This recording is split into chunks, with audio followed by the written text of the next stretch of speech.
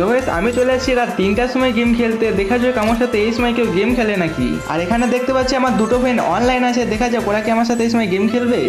আরে ভাই কি অবস্থা তোমাদের, তোমরা এত রাত পর্যন্ত গেম খেলছো, কি ব্যাপার? আরে ভাই আমরা তো 10টা থেকে গেম খেলতেছি। আরে ভাই আমি তো ঘুমিয়ে পড়ছিলাম।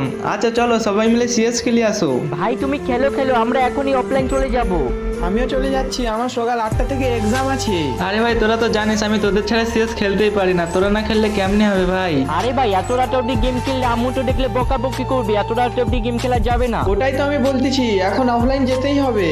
এখন আমি অফলাইন চলে যেতেছি, আমার ফোনে চার্জ নেই, কালকে খেলবো। Bye bye. আচ্ছা ঠিক আছে তাহলে তোরা যা। মুকু মেসেজ দিয়েছিল একসাথে গেম খেলবো বলে, যেহেতু তোরা খেলবি না আর কি করবো, দুজনেই ডুয়োই খেলে নিবো। আচ্ছা ঠিক আছে, তুই যখন এতবার করে বলছিস আমি থেকেই যাই। এমনিতে আমরা একসঙ্গে ভালো করে না খেললে র্যাঙ্ক পুশ ভালো করে হয়ই না।